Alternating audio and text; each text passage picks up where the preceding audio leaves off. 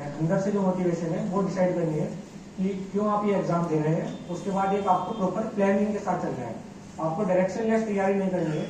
जैसे मैं देखता हूँ काफी दिल्ली में भी, मुखर्जी नगर में और राजेंद्र नगर में भी काफी लोग बस केवल तैयारी किए जा रहे हैं, किसी डायरेक्शन में तैयारी नहीं चल रही है। हार्ड वर्क करते हैं लेकिन स्मार्ट वर्क नहीं है। तो इसको आप इंश्योर करें कि हार्ड वर्क के साथ साथ स्मार्ट वर्क भी करें, तैयारी अपने प्लान के साथ करें।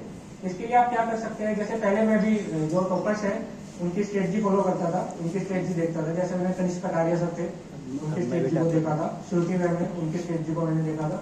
तो उनकी स्ट्रेटजी के अकॉर्डिंग मैंने जो मेरी कैपेबिलिटीज है, जो मेरी अंडरस्टैंडिंग है, उसके अकॉर्डिंग अपना प्लान बनाया और फिर अपने टारगेट्स बनाए। तो आप टारगेट्स बनाए, एक तो पूरे साल का टारगेट बनाना है कि किस तरह से आप पूरे साल में किस लेवल पर आपकी प्रिपरेशन चलती रहेगी। इसी के साथ साथ आप मंथली टारगेट्स भी बनाए, वीकली बनाए और डेली बनाए। मंथली टारगेट्स में आप ये बना सकते हैं कि जैसे मैं लगभग 9 से 9.5 महीने प्री और मेंस दोनों की तैयारी करता था, और फिर लगभग प्री से 2 से 2.5 महीने पहले प्री की तैयारी करने में लग जाता था। तो इस तरह से आप मंथली प्लान बनाए। और जो वीकली प्लान है वो सब्जेक्ट वाइज आप बना सकते हैं कि इस वीक में मुझे 1 सब्जेक्ट करना है या 2 सब्जेक्ट करना है। ऐसे डेली प्लान आप जो बनाए वो टॉपिक वाइज बनाए और उन पर स्टिक करें। थोड़ी डिसिप्लिन इसमें रिक्वायर्ड होगी, कंसिस्टेंसी रिक्वायर्ड होगी, लेकिन उस प्लान पर आप स्टिक करें।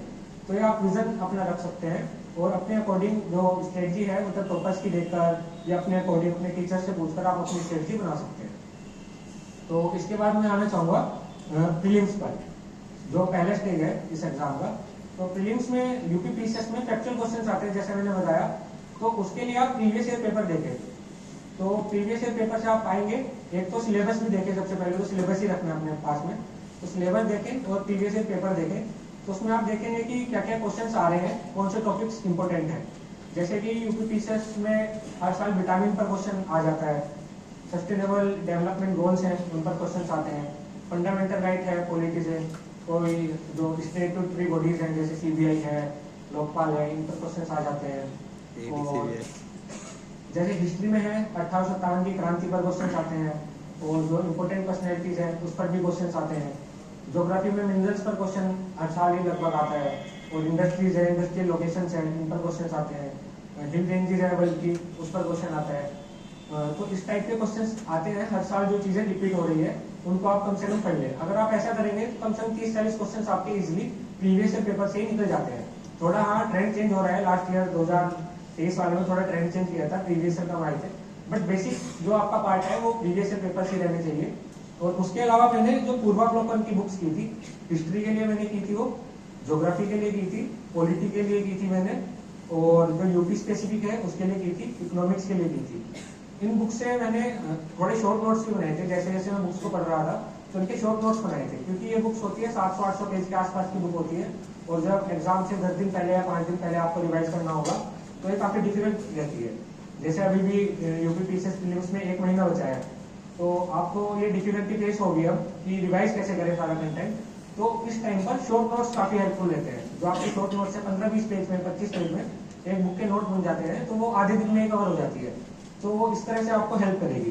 तो घटनाचक्र पूर्वावलोकन आप कर लें तो उससे आपको काफी हेल्प मिलेगी। इसके अलावा जो इम्पोर्टेंट टॉपिक्स हैं, जैसे यूपी का बजट है उस पर क्वेश्चन आते हैं। जैसे अभी आरओ का एग्जाम हुआ था तो शायद उसमें यूपी के बजट पर क्वेश्चन आया हुआ था, तो इसका पढ़ लें कि यूपी के बजट का टोटल साइज क्या है, एजुकेशन में कितना पार्ट दिया है, हेल्थ पर कितना पार्ट दिया हुआ है, तो कितना परसेंटेज दिया है, फिस्कल डेफिसिट क्या है स्टेट का। ऐसे सेंट्रल गवर्नमेंट का बजट पढ़े, जो यूनियन बजट होता है। वो 2023 वाले प्रीलिम्स में काफी क्वेश्चन आए थे, शायद 3 या 4 क्वेश्चन यूनियन बजट से ही आए थे कि किस स्कीम को कितना एलोकेशन हुआ है। फैक्चुअल क्वेश्चंस आते हैं बिल्कुल, तो उसको आप रट्टा ही मारना है, उनको कुछ नहीं कर सकते हैं, तो उनको पढ़ ले।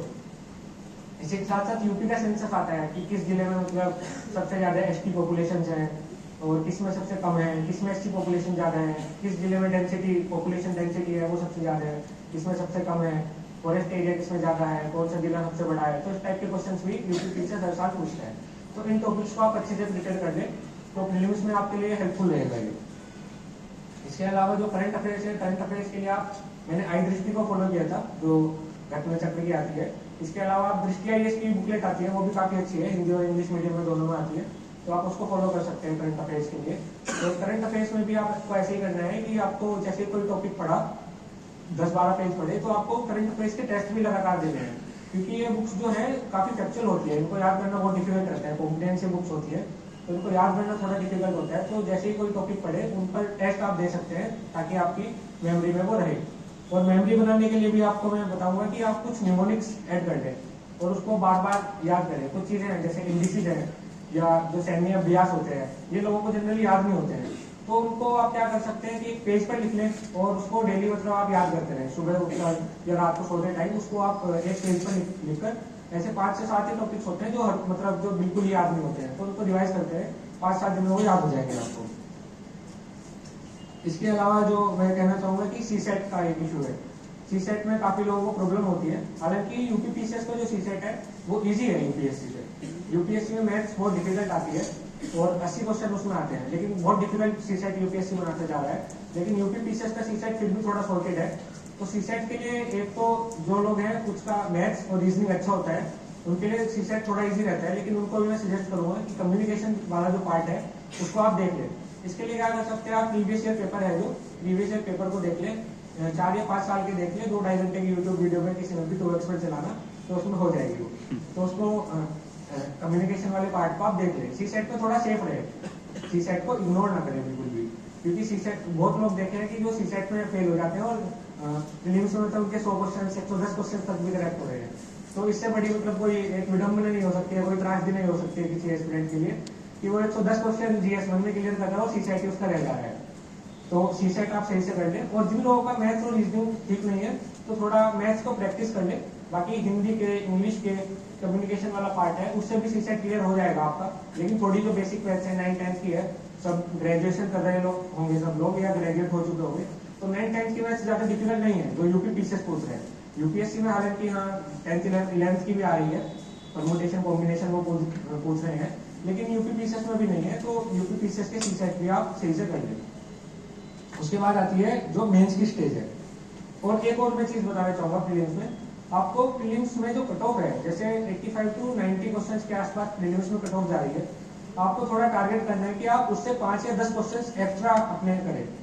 क्योंकि इशू क्या होता है, जैसे आंसर की आती है, आंसर की में कुछ तो क्वेश्चन सी के आंसर सी गलत होते हैं, कुछ क्वेश्चन में डिस्प्यूट रहता है कि इस क्वेश्चन का आंसर क्या होगा, कुछ क्वेश्चन सी गलत आयोग दे देता है।